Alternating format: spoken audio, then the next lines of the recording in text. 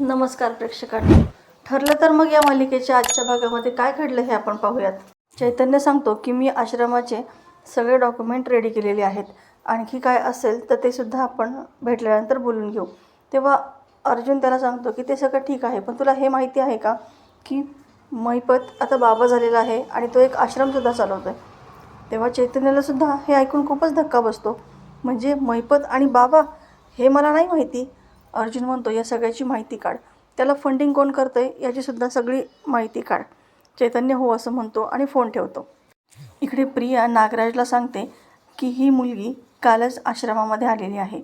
या मुलीला आपण पळवायचं आणि मग त्या मुलीचं काय करायचं आहे याचं सगळं डील सचिनने करून ठेवलेलं आहे.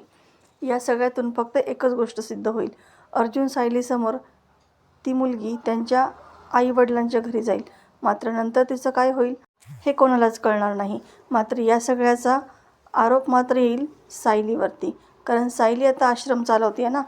म्हणून आता सायली, अर्जुन सुभेदार या सगळ्याला तू तयार राहा. तुझा खूप जीव आहे ना या आश्रमामध्ये, आता तोच आश्रम तुझा जीव घेणार आहे.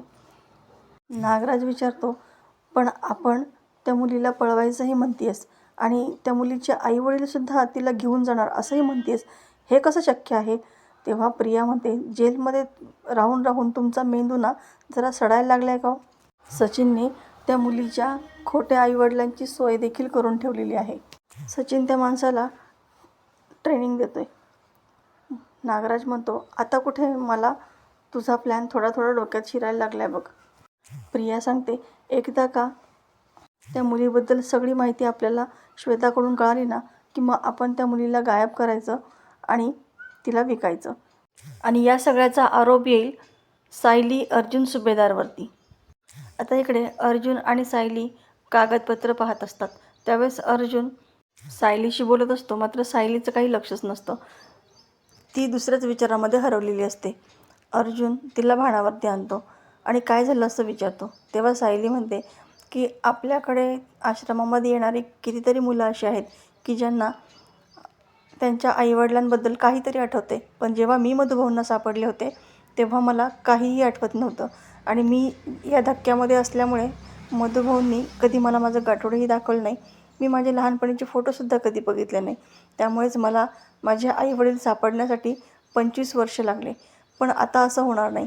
आपण आलेल्या मुलींची आणि मुलांची नोंद पोलीस स्टेशनला करत जाऊ, म्हणजे त्यांचे आईवडील पोलीस केस तर करतच असतील ना, त्यामुळे त्यांना लवकर त्यांचे आईवडील मिळतील. अर्जुन म्हणतो, हो ते तर आपण करणारच आहोत. सायली म्हणते, बाबांनीसुद्धा मी हरवल्यानंतर पोलीस कंप्लेंट केलीच असेल ना, म्हणूनच आता जे माझ्या बाबतीमध्ये झालं ते इतर कोणाच्याही बाबतीत व्हायला नको.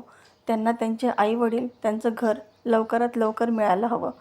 अर्जुन म्हणतो, त्यासाठीच तर आपण या मुलींचे फॉर्म भरून घेतो आहे आणि ही सगळी माहिती आपण पोलीस स्टेशनला देणार आहोत.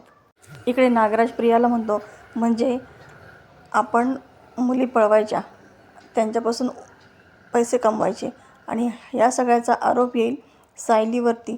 म्हणजे आता मला तुझा प्लॅन व्यवस्थित समजायला लागला आहे. हां, काय सॉलिड डोकं चालवलेस प्रिया तू. आता प्रिया त्याला म्हणते की पण या सगळ्यामध्ये मला तुमची आणि महिपतची मदत लागणार आहे.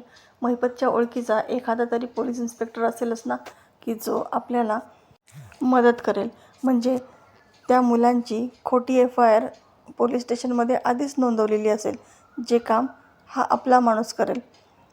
नागराज म्हणतो, असा एखादा व्यक्ती जो आपल्या मदतीला येईल तो महिपतच्या ओळखीचा नक्कीच असेल.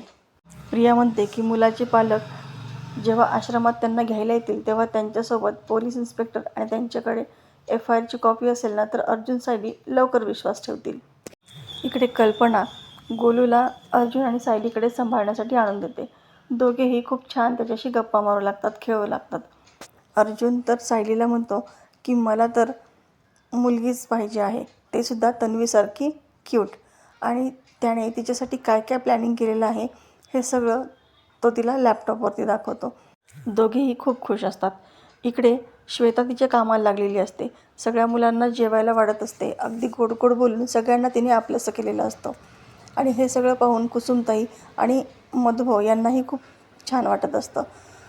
आता श्वेता सगळ्या मुलांशी गप्पा मारत मारत त्यांना जेवायला वाढत असते. त्यासोबत 2 नवीन मुलीसुद्धा तिथे जेवत असतात. इकडे प्रिया, सचिन, राकेश आणि नागराज सगळे एकत्र जमलेले असतात आणि श्वेताच्या फोनची वाट पाहत असतात. इकडे श्वेता तिच्या वाट्याची भाजीसुद्धा मुलांना वाटते. हे पाहून मधुभाऊंना खूप मनातून आनंद वाटतो. कुसुम म्हणते, हिने तिच्या वाट्याची भाजीसुद्धा मुलांना दिली, किती मनापासून करते ना ती. आता मधुभाऊंना सायलीच आठवते. सायली अगदी अशीच वागायची.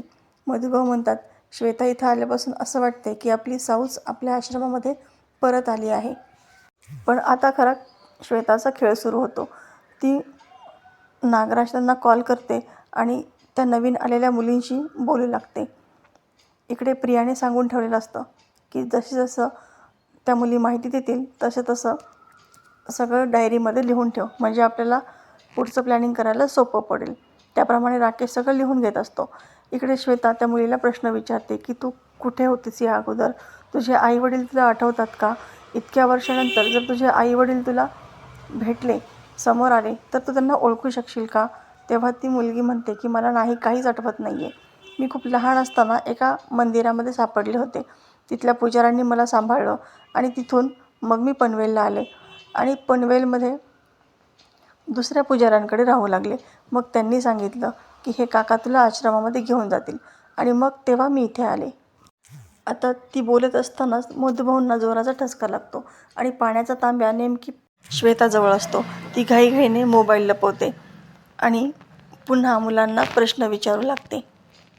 ज्याप्रमाणे त्या मुली उत्तर देत आहेत त्याप्रमाणे राकेशने सगळं वहीमध्ये लिहून ठेवलेलं असतं. इकडे नागराज लगेच त्याच्या एका जुन्या इन्स्पेक्टर मित्राला कॉल करतो. त्या इन्स्पेक्टरला तर आश्चर्यच वाटतं. नागराज किल्लेदार, तुम्ही तर जेलमध्ये होता ना, मग बाहेर कसे आलात? नागराज म्हणतो, एवढं कुठं आमचं भाग्य, पण आमच्यासाठी काहीतरी काम करायचं आहे तुम्हाला जमेल का? तेव्हा तो पोलीस म्हणतो, तुम्ही जर नेहमीसारखे माझे खिसे गरम करणार असाल तर मला काय नाही जमणार, करतो मी तुमचं काम. पण तुम्ही तर जेलमध्ये आहात, मग तुम्ही कसं काय मला पैसे देणार? नागराज म्हणतो, त्याची काळजी तू करू नकोस, सगळं मी मॅनेज करतो. तुला माझा मुलगा माहिती आहे ना, राकेश, तो येऊन तुला उद्या भेटेल. त्याच्यासोबत एक सचिन नावाचा माणूस असेल, तोच तुला पेमेंट करेल आणि तो पुढचा प्लॅन काय आहे तो सुद्धा तुला समजावून सांगेल. तेव्हा तो इन्स्पेक्टर सगळं त्याचं काम करण्यासाठी तयार होतो. सगळं प्लॅनिंग यांनी जोरदार केलेलं असतं. आता इकडे सायली दुसऱ्या दिवशी सकाळी उठते आणि पोटातल्या बाळाची हालचाल तिला जाणवत असते. ती त्या बाळासोबत गप्पा मारू लागते. तितक्यात अर्जुनही उठतो आणि ती सांगते की मला खूप कामं आहेत, आश्रमात जायचं आहे, पोलीस स्टेशनलाही जायचं आहे. तेव्हा अर्जुन म्हणतो, सगळीकडे तू सोबत यायची गरज नाही, तू आश्रमात मुलांना भेटायला जा, मी पोलीस स्टेशनला जाऊन फॉर्म जमा करतो. ठरल्याप्रमाणे सायली आश्रमामध्ये येते. त्या नवीन 2 मुलींना भेटते, पण त्या दोघीही मुली सायलीला पाहून खूप घाबरतही असतात आणि बुजल्यासारख्या वागत असतात. तेव्हा सायली त्यांना अगदी कम्फर्टेबल फील करून देते आणि त्यांना सांगते की जेव्हा मी या आश्रमामध्ये होते तेव्हा मी सुद्धा तुमच्यासारखीच होते आणि मग नंतर हळूहळू मला हे सगळं घर आपलं वाटायला लागलं आणि मग मी इथे खूप रमून गेले. तुम्हीसुद्धा अजिबात टेन्शन घेऊ नका, हे घर तुमचंच आहे असं समजून वागा. त्या मुलीसुद्धा सायलीसोबत छान गप्पा मारू लागतात. इकडे अर्जुन पोलीस स्टेशनला येतो आणि इन्स्पेक्टर सावंतांकडे आश्रमामध्ये असणाऱ्या सगळ्या मुलांची माहिती रेकॉर्ड त्यांना देतो आणि सांगतो की यातील कोणाला शोधण्यासाठी जर कोणी आलं तर लगेच कळवा. इन्स्पेक्टर सावंत म्हणतात, खरं तर आश्रमामधल्या अशा मुलांची, घरकाम करणाऱ्या मेडची पोलीस स्टेशनला माहिती द्यायला हवी, पण आजकाल लोक असं करतच नाहीत, त्यामुळेच तर खूप प्रॉब्लेम पुढे होतात. अर्जुन म्हणतो, पण इथून पुढे असं नाही होणार. आश्रमामध्ये येणाऱ्या सगळ्या मुलांची माहिती यामध्ये आहेत आणि 2 नवीन मुली आहेत, त्यांचेही फॉर्म आहेत. इकडे आश्रमामध्ये मानसी आणि सोम्या दोघेही सायलीला भेटायला धावत पळत येतात आणि त्यांनी सायलीसाठी एक सरप्राईजही आणलेलं असतं. चिंचा, बोरं आणि कैरी आणलेली असते. हे पाहून सायली खूप खुश होते. आपण सगळेजण एकत्र खाऊ असंही म्हणते. तेव्हा त्या 2 नवीन मुली खूप लाजल्यासारखं करतात आणि आम्हाला नको, तुझ्यासाठी आणलं आहे ना, तू खा असं म्हणतात. तेव्हा मानसी म्हणते, अगं या आश्रमामध्ये माझं तुझं काही नसतं, सगळं काही आपलं असतं, त्यामुळे अगदी बिनधास्त इथे राहा. आता मानसी इतकी छान बोलत असते हे पाहून सायलीला तर तिचं खूप कौतुक वाटतं. तुम्ही इतके मोठे कसे झालात आणि कधी झालात हे मला कळलंसुद्धा नाही. किती समजूतदार झाली आहेस तू मानसी, म्हणून सायली तिचं खूप कौतुक करते. तर प्रेक्षकांनो, येणारा भाग अतिशय रंजक आपल्याला पाहायला मिळणार आहे. अशाच मालिकेच्या नवनवीन व्हिडिओ अपडेटसाठी चॅनलला सबस्क्राईब करा. नोटिफिकेशनसाठी बेल आयकॉन अवश्य दाबा. व्हिडिओ पाहिल्याबद्दल धन्यवाद.